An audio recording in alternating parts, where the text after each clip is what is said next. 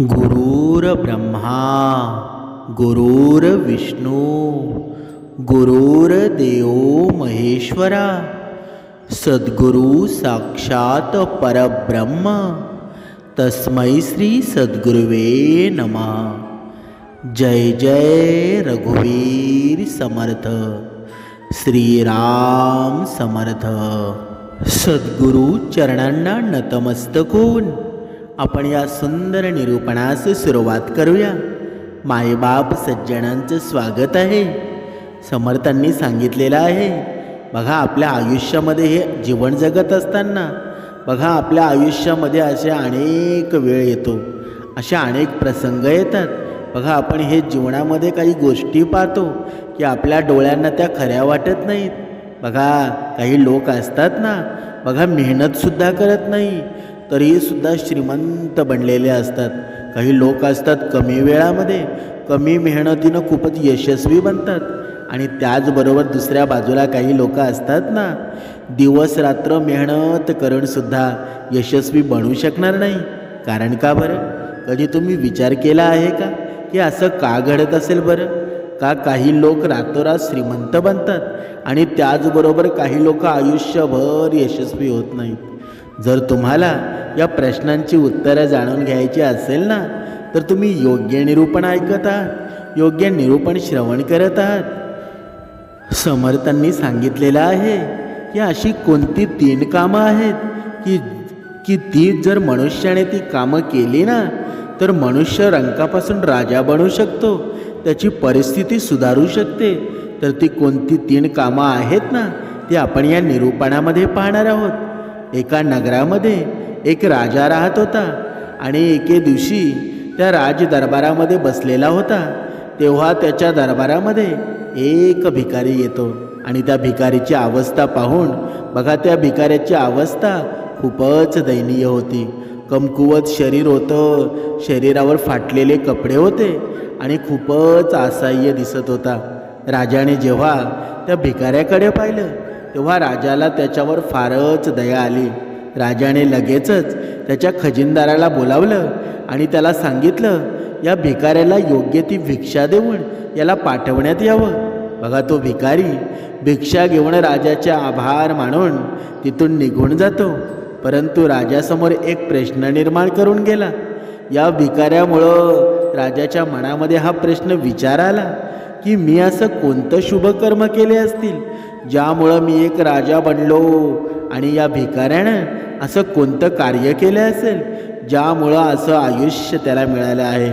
बघा राजाच्या मनामध्ये हा विचार येतच होता।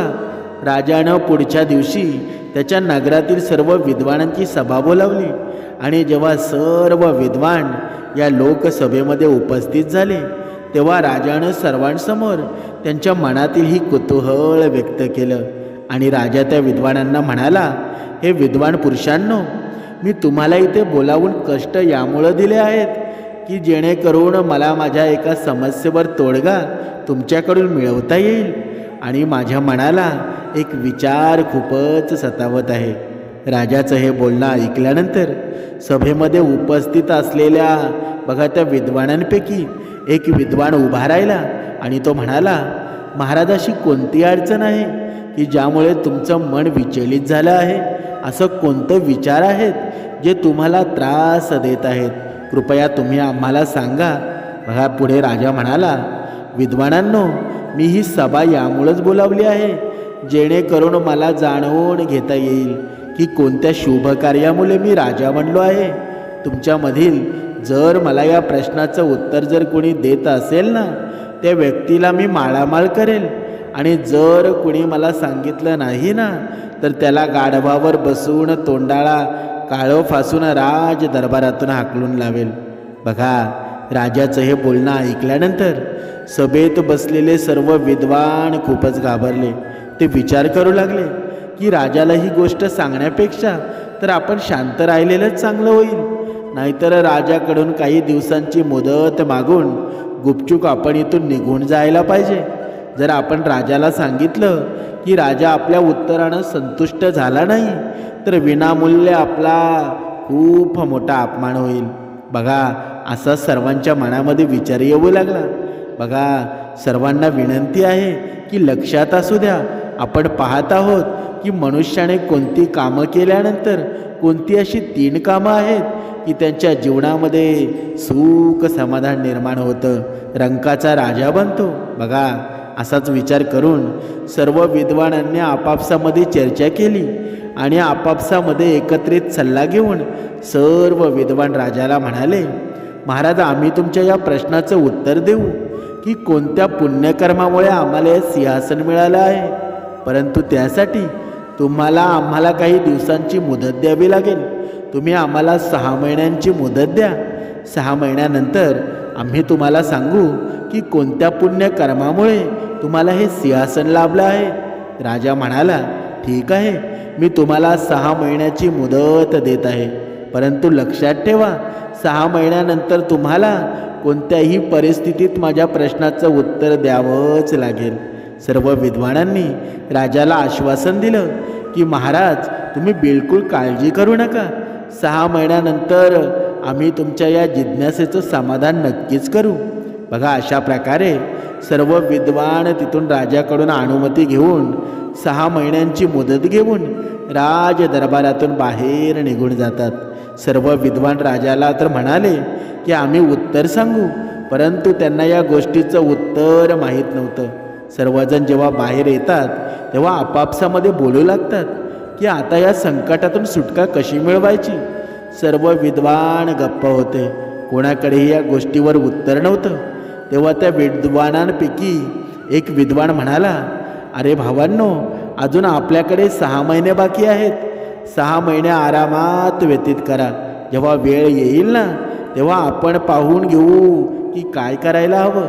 भविष्याची चिंता, बघा, ही भविष्याची चिंता आहे ना, ती करून वर्तमान आपण खराब का करायचा बरं.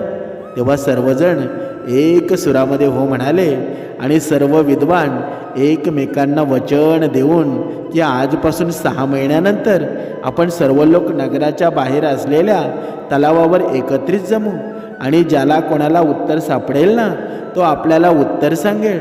आणि अशा प्रकारे सर्वजण एकमेकांना वचन दिल्यानंतर आपल्या घरी निघून जातात आणि त्यांच्या आयुष्यात व्यस्त होऊन जातात. हळूहळू दिवस पुढे सरकतात. महिने सरकले आणि तो दिवससुद्धा आला ज्या दिवशी विद्वानांनी राजाला उत्तर देण्याचं आश्वासन दिलं होतं. वचनानुसार एकदा पुन्हा सर्व विद्वान नगराच्या बाहेर असलेल्या त्या तलावावर एकत्रित झाले. सर्वांनी एकमेकांना विचारलं की तुम्हाला काही उत्तर मिळालं आहे का. तेव्हा सर्वांचं एकच उत्तर होतं की आम्हाला या प्रश्नाचं कोणतंही उत्तर सापडलेलं नाही. जेव्हा सर्वांना हे समजलं की राजाच्या प्रश्नाचं उत्तर कोणाकडेच नाही, तेव्हा ते सर्वजण खूपच काळजीत येतात आणि विचार करू लागतात की आता काय करायचं. जेव्हा सर्व विद्वान काळजीत पडलेले होते तेव्हा माहीत नाही कुठून एक वृद्ध साधू तिथे येतात. जेव्हा त्यांनी सर्व विद्वानांना काळजीत पडलेले पाहिलं तेव्हा त्यांनी विद्वानांना विचारलं, तुम्हाला काय झालं आहे, तुम्ही सर्व इतके काळजीत का दिसत आहात बरं. त्या साधू महाराजांनी विचारल्यानंतर त्या विद्वानांनी सर्व घटनाक्रम त्या साधूला सांगितला आणि म्हणाले, महात्माजी, जर उद्या आम्ही राजाला त्याच्या प्रश्नाचं उत्तर सांगितलं नाही तर राजा आमच्या तोंडाला काळं फासणार आहे आणि गाढवावर बसून आमची नगरामधून धिंड काढणार आहे आणि म्हणूनच आम्ही सर्व लोक काळजीत पडलेलो आहोत.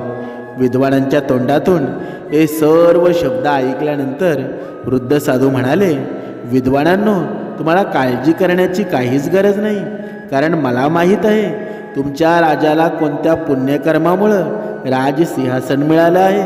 सर्व विद्वान म्हणाले, हे खरं आहे महाराज, तुम्हाला माहीत आहे का. तेव्हा साधू म्हणाले, हो, मला माहीत आहे. सर्व विद्वान त्या महात्म्यासमोर हात जोडून म्हणाले, महात्माजी, जर असं असेल ना तर कृपया तुम्ही आम्हाला सांगा की कोणत्या पुण्यकर्मामुळं आमच्या राजाला राजसिंहासन मिळालं आहे. आम्ही तुम्हाला वचन देतो की राजाकडून आम्हाला जे बक्षीस मिळेल ना, त्या बक्षिसापैकी अर्धे आम्ही तुम्हाला देऊ. वृद्ध साधू म्हणाले, हे विद्वानांनो, मला तुमच्याकडून कोणत्याही प्रकारचे बक्षीस नको आहे. तुम्ही फक्त मला राजाजवळ घेऊन चला. मी स्वतः राजाच्या प्रश्नाचं उत्तर देणार आहे. त्या वृद्ध साधूचं हे बोलणं ऐकल्यानंतर सर्व विद्वानांचे चेहरे फुलले आणि सर्व विद्वान त्या वृद्ध साधूला घेऊन राजाच्या दरबारामध्ये पोचतात. विद्वानांनी त्या वृद्ध ब्राह्मणाचा परिचय राजासोबत करून देतात आणि म्हणतात, हे राजन, हे वृद्ध साधू तुमच्या प्रश्नाचं उत्तर देणार आहेत. राजा म्हणाला, काही हरकत नाही, मला फक्त माझ्या प्रश्नाचं उत्तर हवं आहे. मग ते तुम्ही द्या किंवा साधू महात्मा देणार, सांगा आम्हाला कोणत्या पुण्यकर्मामुळं हे राजसिंहासन मिळालं आहे. राजाचं हे बोलणं ऐकल्यानंतर ते साधू म्हणाले, महाराज, जर तुम्हाला खरोखरच हे जाणून घ्यायचं असेल तर तुम्हालाच का हे राजसिंहासन मिळालं आहे, तर महाराज, या बिचाऱ्या विद्वानांना सतवण्यापेक्षा तुमच्या प्रश्नांचं उत्तर एक व्यक्ती तुम्हाला देऊ शकतो. तेव्हा राजा उत्सुक स्वरामध्ये म्हणाला, माझ्या प्रश्नाचं उत्तर कोण देऊ शकतो बरं? तेव्हा वृद्ध साधू म्हणाले, महाराज, इथून 10 मैल 100 मैल दूर उत्तर दिशेला एक वृद्ध महात्मा तपश्चर्या करत आहेत. ते महात्मा फक्त राख खातात आणि राखेचाच मळ त्याग करत असतात.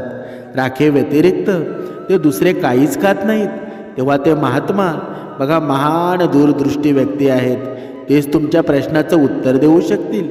हे ऐकल्यानंतर राजाने त्या वृद्ध साधूच्या बोलण्यावर विश्वास ठेवला आणि त्यानंतर त्याचं सर्व राज्य मंत्र्यांच्या हवाली करून त्या वृद्ध साधूच्या म्हणण्यानुसार त्या महात्म्याच्या शोधामध्ये महाराज निघतात. जे महात्मा फक्त राख खायचे आणि राखेचाच मळ त्याग करायचे. अनेक दिवसांच्या प्रवासानंतर राजा अखेर त्या ठिकाणी पोचतो ज्या वडामध्ये ते महात्मा तपश्चर्या करत होते. राजाने हात जोडून महात्माजींना नमस्कार केला आणि हात जोडून महात्म्यांसमोर बघा उभा होता. 2 तासानंतर महात्माजींची समाधी संपली. जेव्हा त्या महात्म्यांनी राजाला त्यांच्यासमोर हात जोडून उभे असलेलं पाहिलं तेव्हा महात्म्यानं विचारलं, बाळा, तू कोण आहेस? दिसायला तर तू राजासारखा दिसत आहेस, मग तू या उन्हाळ वनामध्ये काय करत आहेस बरं? राजाने त्या महात्माजींना त्यांचा परिचय दिला आणि त्यांचं येण्याचं कारण सांगितलं. त्यावर ते महात्मा म्हणाले, हे राजन, तुमच्या या प्रश्नाचं उत्तर देण्यासाठी मी असमर्थ आहे, परंतु इथून 50 मैल दूर उत्तर दिशेमध्ये एका जंगलामध्ये एक महात्मा तपश्चर्या करत आहेत. ते फक्त आग खाऊन जिवंत राहतात. तुम्ही त्यांच्याजवळ जा, ते तुमच्या प्रश्नांचं उत्तर नक्कीच देतील. महात्माजींचं हे बोलणं ऐकल्यानंतर राजा काही क्षणासाठी निराश झाले, परंतु पुन्हा नवीन उत्साहानं महात्माजींनी सांगितलेल्या मार्गावर त्या साधूच्या शोधामध्ये राजा पुढे निघाला. लवकरच राजाने पुढच्या वनामध्ये तपस्या करणाऱ्या त्या साधूला शोधलं, जो साधू आग खाऊन जिवंत राहत होता. ते साधू महात्मा सुद्धा समाधी अवस्थेमध्ये बसलेले होते, तपश्चर्या करत होते. काही वेळानंतर जेव्हा त्या महात्माजींची समाधी तुटली तेव्हा त्यांनी त्यांच्या समोर राजाला आदरपूर्वक मुद्रेत उभे असलेलं पाहिलं. जेव्हा महात्माजींनी राजाला त्यांच्याजवळ येण्याचं कारण विचारलं तेव्हा राजाने सांगितलं की ते कशामुळे त्यांच्याजवळ आले आहेत. राजाच्या तोंडून सर्व वृत्तांत ऐकल्यानंतर साधू म्हणतात, हे राजन, खरं आहे की मी अनेक दिवसापासून तपश्चर्या करत आहे, परंतु अनेक गोष्टी आहेत ज्यांचे रहस्य मलासुद्धा माहीत नाही. तुम्ही ज्या प्रश्नासाठी माझ्याजवळ आला आहात ना, तो प्रश्नसुद्धा काही अशाच प्रकारचा आहे. त्या प्रश्नाचं उत्तरसुद्धा मी देऊ शकत नाही. जेव्हा तो राजा त्या साधू महाराजांचं बोलणं ऐकतो तेव्हा राजा निराश होतो आणि राजा त्या महात्माजींना म्हणतो, हे प्रभू, मग इतके दूर येणं माझ्यासाठी व्यर्थ ठरलं आहे का? मी तर खूपच आशेने तुमच्याजवळ आलो होतो की तुम्ही माझ्या समस्येचं निराकरण अवश्य कराल. जेव्हा ते साधू महाराज राजाला अत्यंत उदास पाहतात तेव्हा ते म्हणतात, हे राजन, तुम्ही निराश होऊ नका. मला तुमच्या प्रश्नाचं उत्तर माहीत नाही, परंतु मी त्या व्यक्तीला चांगलाच ओळखतो ज्याच्याजवळ तुमच्या सर्व प्रश्नांची उत्तरं आहेत. राजा म्हणाला, ठीक आहे महाराज, तुम्ही त्यांचा मला पत्ता सांगा. इतक्या लांब मी आलो आहे ना, मग मी त्यांनासुद्धा भेटून जातो. तेव्हा साधू महात्मा म्हणाले, राजन, इथून 50 मैल दूर पुढे जाशील ना, तेव्हा तुला एक राजगड नावाचं शहर मिळेल. त्या शहरामध्ये विनायक नावाचा एक व्यक्ती राहतो. त्या व्यक्तीची पत्नी या वेळेला गर्भवती आहे आणि आजपासून 2 दिवसानंतर त्या व्यक्तीच्या पत्नीच्या पोटी एका पुत्राचा जन्म होणार आहे. विनायकच्या घरी एका पुत्राचा जन्म होणार आहे. परंतु तो पुत्र आहे ना, काही काळ जिवंत राहणार आहे. त्यानंतर त्या पुत्राचा मृत्यू होणार आहे. जेव्हा त्या पुत्राचा मृत्यू होईल ना, तेव्हा तो व्यक्ती त्याच्या पुत्राला स्मशानामध्ये पुरेल. जेव्हा तो व्यक्ती त्याच्या पुत्राला स्मशानामध्ये दफन करेल आणि जेव्हा तो घरी परत येईल ना, तेव्हा तू त्या मृत व्यक्तीच्या, त्या मृत मुलाच्या देहाला बाहेर काढ आणि त्या मृत मुलाच्या शवासमोर तू तुझा प्रश्न मांड. तुला तुझ्या प्रश्नाचं उत्तर मिळेल. राजाने त्या साधूचा आभार मानलं आणि साधूचा निरोप घेऊन राजा पुढच्या मार्गाला निघाला. चालत चालत राजा साधूने सांगितलेल्या शहरामध्ये बघा पोचतो आणि त्या विनायकचं घर त्यानं शोधलं. व त्यानंतर राजा घराच्या समोरच एका कट्ट्यावर बसला होता. काही वेळातच विनायक त्याच्या घरातून बाहेर निघाला. एका अनोळखी व्यक्तीला घराबाहेर बसलेलं पाहून विनायकने राजाला विचारलं, तू कोण आहेस आणि इथे बसून तू कोणाची वाट पाहत आहेस? राजा म्हणाला, मी तुमच्या घरात जन्माला येणाऱ्या बाळाची वाट पाहत आहे, जो तुमच्या पत्नीच्या गर्भातून जन्म घेणार आहे. विनायक जेव्हा अनोळखी व्यक्तीच्या मुखातून हे शब्द ऐकतो तेव्हा त्याला खूपच आश्चर्य वाटतं. राजाचं हे बोलणं ऐकल्यानंतर विनायक राजाला म्हणतो, तुम्हाला कसं माहीत की माझी बायको गर्भवती आहे? राजा म्हणाला, यामध्ये आश्चर्यासारखी कोणतीच गोष्ट नाही. मला ही गोष्ट एका महात्म्यानं सांगितली आहे. मला हे सुद्धा सांगितलं आहे की तुमच्या पत्नीच्या गर्भातून एका मुलाचा जन्म होणार आहे. परंतु शब्द ऐकल्यानंतर विनायक म्हणाला, परंतु तू तुझं बोलणं अपूर्ण का सोडलंस? मला मुलगा निरोगी आणि सुदृढ जन्माला येईल ना? राजा म्हणाला, हो, तुझा होणारा पुत्र आहे ना, तो निरोगी आणि सुदृढ असेल, परंतु तो काही काळच जिवंत राहू शकेल. काही काळानंतर त्याचा मृत्यू होईल. विनायक भयभीत स्वरात म्हणाला, अरे भाऊ, शुभ बोल. माझं वय खूप जास्त आहे आणि या वयामध्ये मला पुत्र सुख मिळणार आहे. आणि जर माझा पुत्र जन्माला आल्यानंतर लगेचच मरणार असेल ना, तर हे माझ्यासाठी एका मोठ्या धक्क्यापेक्षा कमी नसेल. राजा म्हणाला, भाऊ, जे सत्य आहे ना ते मी तुम्हाला सांगितलेलं आहे. जेव्हा विनायक त्या अनोळख्या व्यक्तीच्या तोंडून हे ऐकतो तेव्हा तो त्याच्या पुत्राला वाचवण्यासाठी अनेक वैद्यांना, डॉक्टरांना घरी बोलावून घेतो. पण असं म्हणतात ना, देवाने जे लिहिलेलं असेल ना ते कधीच बदलता येत नाही. जे होतं ना, जे देवाला मंजूर असतं ना, तेच होत असतं. विनायकनं त्याच्या मुलाला वाचवण्यासाठी सर्व प्रयत्न केले, परंतु त्याची कोणतीच युक्ती कामी आली नाही. महात्म्यानं सांगितल्यानुसार विनायकच्या पत्नीच्या गर्भातून एका मुलाने जन्म घेतला. खूपच आनंद साजरा करण्यात आला, परंतु हा आनंद जास्त काळ टिकू शकला नाही. 4 तासानंतरच मुलाचा मृत्यू झाला आणि सर्व वैद्यांनी मुलाला वाचवण्याच्या आतोनात प्रयत्न केले, परंतु त्याच्या प्रयत्नांना यश आलं नाही आणि तो मुलगा 4 तासांचं आयुष्य जगून शांत झाला, म्हणजेच त्याचा मृत्यू झाला. ज्या घरामध्ये काही काळापूर्वी आनंदाचं सूर होते, आनंदाचं वातावरण होतं ना, त्या मुलाचे प्राण गेल्यानंतर एकदमच त्या घरामध्ये भयानक शांतता पसरली होती. विनायकच्या घरी शोकाकुळ पसरलेला होता. विनायकने काळजावर दगड ठेवून त्याचे कर्तव्य पूर्ण केलं.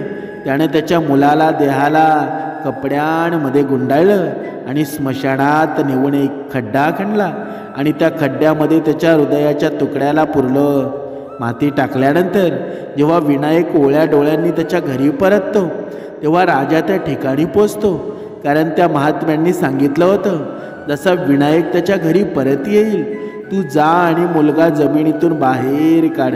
जर तो थोडासुद्धा तुला वेळ लावलास ना, तर तुझ्या प्रश्नाचं उत्तर तुला मिळू शकणार नाही. आणि म्हणूनच राजा विनायक घरी पोचल्यानंतर ताबडतोब त्या ठिकाणावर पोचतो. तिथे पोचल्यानंतर राजा त्या खड्ड्यातील माती बाजूला करून मुलाचा मृतदेह बाहेर काढतो. जसा राजा त्या मुलाला कपड्यापासून वेगळा करतो तेव्हा त्याच्या आश्चर्याची मर्यादा राहत नाही. होतं असं की तो मेलेला मुलगा पुन्हा जिवंत होतो आणि राजाला म्हणतो, काय झालं, तू माझ्या झोपेमध्ये विघ्न का आणलं आहेस बरं? मुलाचं हे बोलणं ऐकल्यानंतर राजाने लगेच त्या प्रश्न त्या मुलाला विचारला आणि सांगितला. आणि राजा म्हणतो, मी माझ्या प्रश्नाचं उत्तर जाणून घेण्यासाठी तुझ्याजवळ आलो आहे. एकच तू आहेस जो माझ्या शंकेचं निरसन करू शकतो. राजाने जेव्हा त्या मुलाला त्याची समस्या सांगितली तेव्हा तो बालक म्हणाला, भाऊ ऐक, ज्या कर्मामुळे तुला हे राजसिंहासन मिळालं आहे ना, ती एक मोठी कथा आहे. जर तुला हे जाणून घ्यायचं असेल ना तर ती कथा तुला संक्षिप्त रूपामध्ये सांगतो. भाऊ, या जन्मामध्ये तू राजा आहेस. या जन्माच्या आधी म्हणजेच मागच्या जन्मामध्ये तू माझा भाऊ होतास. आणि आश्चर्यचकित होऊन म्हणाला, तू माझा भाऊ होतास? तेव्हा तो मुलगा म्हणाला, हो राजन, मागच्या जन्मामध्ये आपण 4 भाऊ होतो. तेव्हा आपण एका आश्रमामध्ये राहून विद्याग्रहण करत होतो. आणि पूर्वीच्या काळी एका विद्यार्थ्याचं जीवन एका भिक्षुकासारखं असायचं. ब्राह्मणचर्याचं पालन करणं, भिक्षा मागून अन्न खाणं, आणखी अनेक नियम होते. ज्या नियमांचं पालन एका विद्यार्थ्याला करावं लागायचं, त्याच नियमांचं पालन करत आपण 4 भाऊ एकत्रित एका आश्रमामध्ये विद्याग्रहण करत होतो. आपण 4 भाऊ आश्रमाजवळ असणाऱ्या त्या नगरामध्ये भिक्षा मागण्यासाठी जायचो. आणि जी काही भिक्षा आपल्याला 4घांना मिळायची ना, ती भिक्षा आपण 4ही मिळवून खात असायचो. अशा प्रकारे आपण 4 भाऊ आश्रमामध्ये राहून विद्या शिकत होतो. आणि हा क्रम अनेक वर्ष असाच चालू होता. परंतु एके दिवशी आमच्याकडून एक खूप मोठी चूक घडली. राजानं कुतूहलानं विचारलं, ती चूक कोणती होती? तेव्हा मुलगा म्हणाला, राजन, तुम्ही बघा, मध्ये बोलू नका. तुम्ही फक्त माझं बोलणं ऐका, कारण माझ्याजवळ खूप कमी वेळ शिल्लक आहे. जर तो वेळसुद्धा संपला ना तर तुम्हाला तुमच्या प्रश्नाचं उत्तर मिळणार नाही. तुमच्या प्रश्नाचं अर्धवट उत्तर राहील. राजा जेव्हा त्या मुलाचं बोलणं ऐकतो तेव्हा एकाएकी राजा शांत होतो. मुलगा पुढे सांगतो, हे राजन, एके दिवशी रोजप्रमाणे आपण 4 जण भिक्षा मागण्यासाठी नगरात गेलो होतो. आणि अनेक लोकांच्या घरी आपण भिक्षा मागण्यासाठी गेलो. तेव्हा अनेकांना भिक्षा देण्यासाठी आपण हाक मारली, परंतु कुठल्याही दारातून आपल्याला अन्नाचा एक दाणासुद्धा मिळाला नाही. त्या दिवशी आपण 4ही रिकाम्या हाताने आश्रमामध्ये परतलो, कारण आपल्या 4घांपैकी कोणालाही भिक्षा मिळाली नव्हती. आणि त्यामुळं आपण ती रात्र उपाशीपोटी घालवली. दुसऱ्या दिवशी बघा, आपल्या 4घांसोबत असंच घडलं. त्या दिवशीसुद्धा आपल्याला अन्नाचा एक दाणासुद्धा मिळाला नाही. आणि 3रा दिवससुद्धा आपण उपाशीच घालवला. कुठल्याही गृहस्थाने आपल्याला भिक्षा दिली नाही. उलट आपल्याला असं म्हणून त्यांनी तिथून हाकलावून लावलं की तुम्ही इतके हट्टेकट्टे आहात, तरीसुद्धा तुम्ही भीक मागत आहात. तुम्हाला भीक मागताना लाज वाटत नाही का? त्या गृहस्थांचे हे शब्द ऐकल्यानंतर आम्हा 3 भावांची मान शरमेने खाली झुकली. आणि आम्ही 3 भाऊ त्या दिवसापासून भीक मागण्यासाठी गेलो नाही. परंतु तुला ही गोष्ट स्वीकार नव्हती. तू म्हणाला की एका ब्रह्मचार्याला लाज कोणत्या गोष्टीची आहे? लज्जा त्यागण्यासाठीच आपल्याला गुरुजी भिक्षा मागण्यास सांगतात, जेणेकरून पुढे आपण ब्रह्मचर्य आणि निराकार हृदयाने परमार्थाचे कार्य करू शकू.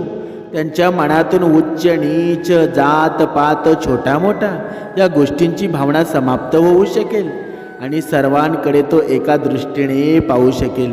त्याच्यासाठी कोणतीही छोटा किंवा मोठा नसतो, सर्वजण एकसारखे असतात.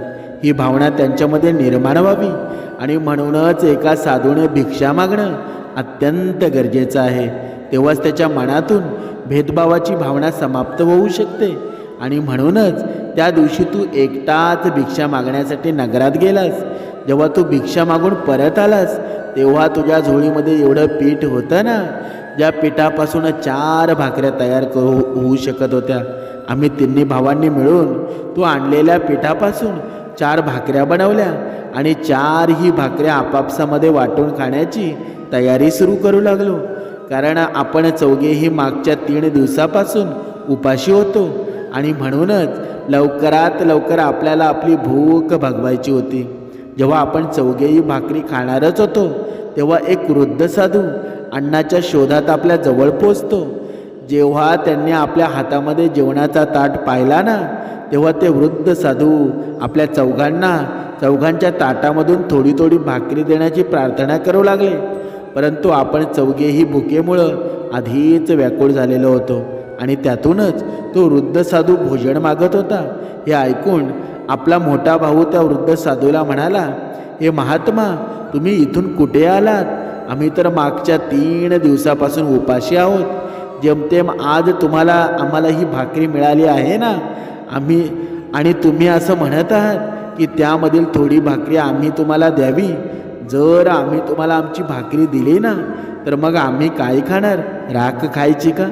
आणि असं म्हटल्यानंतर आपल्या मोठ्या भावानं त्याच्याकडील भाकरी खाल्ली आणि तो वृद्ध साधू पाहतच राहिला.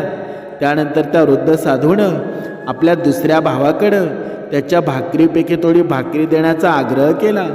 आणि दुसरा भाऊ त्या वृद्ध साधूला म्हणाला, महाराज, जर मी तुम्हाला आमचं भोजन दिलं तर मग मी काय चुलीतला आग खाणार आहे का? आणि असं म्हटल्यानंतर आपल्या दुसऱ्या भावानं सुद्धा त्याची भाकरी खाऊन टाकली.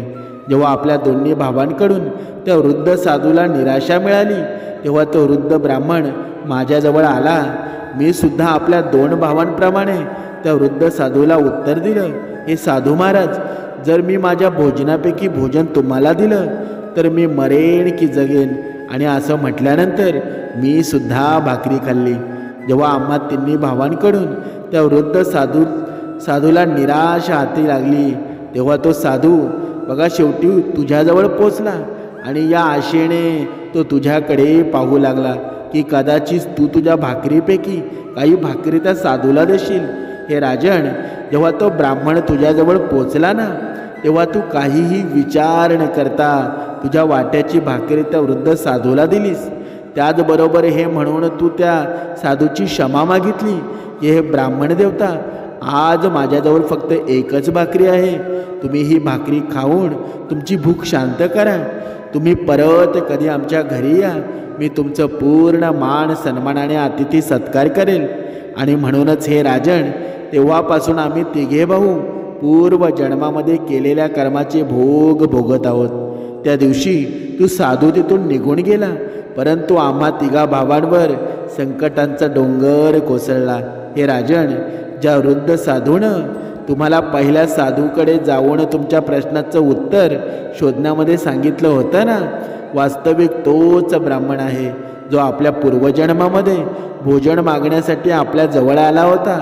आणि तो पहिला साधू तो फक्त राख खातो ना आणि राखेचा मळ त्याग करतो ना, तो आपला पूर्वजन्मामधील सर्वात मोठा भाऊ आहे. तो साधूला हे म्हणाला होता की तुला जर मी भाकरी दिली ना तर मी राख खाणार आहे.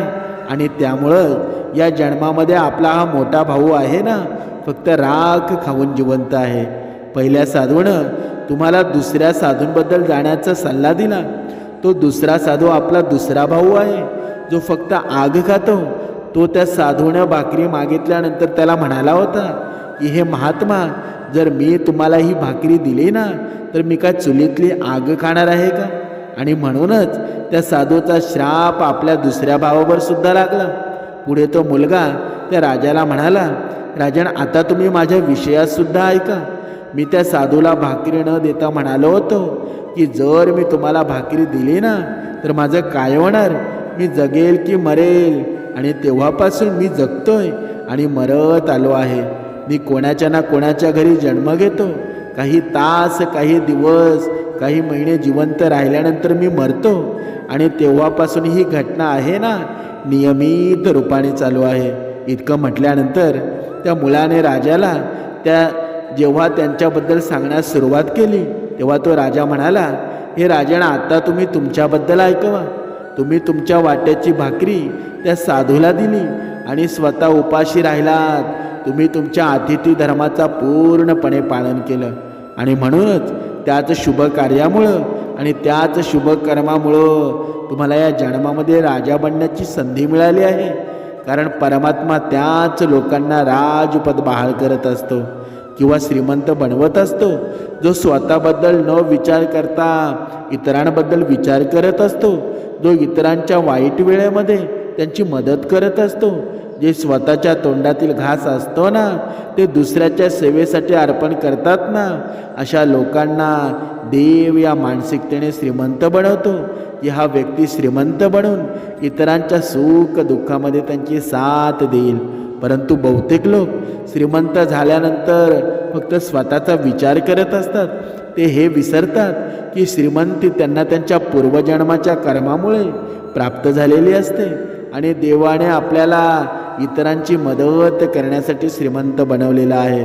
जर आपण पुण्यकर्म करू, लोकांची मदत करू, तर आपल्याला देवाने या जन्मामध्ये तर श्रीमंत बनवलं आहे, पुढचा जन्मसुद्धा आपल्याला श्रीमंतच असेल. आणि म्हणूनच हे राजन, तुमच्यासाठी हेच चांगलं असेल.